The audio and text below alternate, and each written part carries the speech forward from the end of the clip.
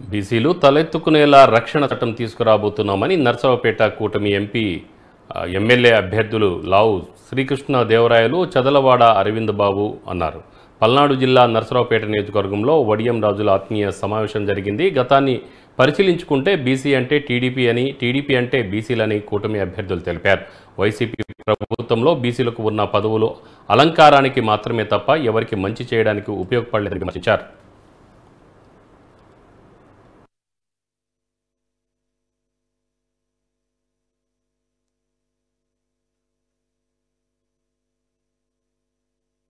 ఈ మూడు అధికారం, నిధులు, గౌరవం లేవు అని చెప్పి ఈరోజు కేవలం వడిరాజే కాదు బీసీ సోదరులు అందరూ కూడా చెప్పేది. మీ అందరూ కూడా మాటిస్తా ఉన్నాం.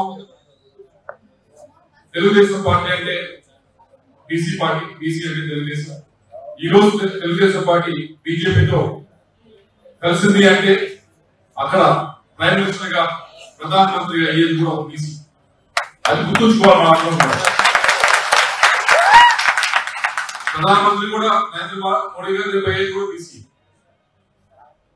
ఇవన్నీ కూడా ఎందుకు చెప్తా ఉన్నానంటే మీ వైపు నుంచి చాలా అడగడం జరిగింది. ఏమనంటే ఏమి తెలుగుదేశం పార్టీ మాకు ఓటేయాలని చెప్పి, కానీ మాకు క్లారిటీ ఇవ్వండి, మాకు ఒక వాదన ఇవ్వండి, ఏమి మనం చేయబోతా ఉన్నాం అని చెప్పి, వడిరాజుకి ఏం చేయబోతా ఉన్నాం తెలుగుదేశం పార్టీని అడగడం జరిగింది. దాంతో భాగంగా మొదటిది ఏదైతే బీసీ సోదరులకి సంబంధించి పెన్షన్ సంబంధించి 50 సంవత్సరాలకి పెన్షన్ ఇచ్చే కార్యక్రమం తెలుగుదేశం పార్టీ తీసుకుంటా ఉంది. రెండోది, ఎందుకంటే పెన్షన్ 50 సంవత్సరాలు ముఖ్యంగా వడిరాజు ఎక్కువ కావాలి. ఎందుకంటే వీళ్ళు 11 చాలా తక్కువ ఏజ్ లోనే పనిచేయడం స్టార్ట్ చేస్తారు. చాలా తక్కువ ఏజ్ లోనే చాలా కష్టమైన పని చేయడం స్టార్ట్ చేస్తారు.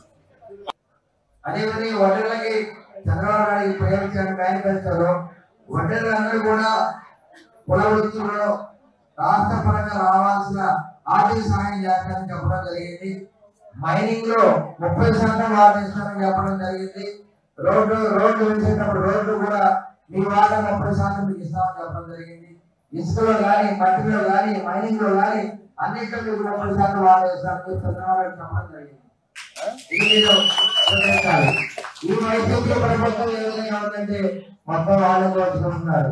మొత్తం వాళ్ళ దేవుళ్ళకే, మట్టి వాళ్ళకే, ఇసుక వాళ్ళకే, గ్రామాల వాళ్ళకే, గంధాయి వాళ్ళకే, దొడ్డి కూడా వాళ్ళకే, సారాయి కూడా వాళ్ళకే, మద్యం అవునా కదా.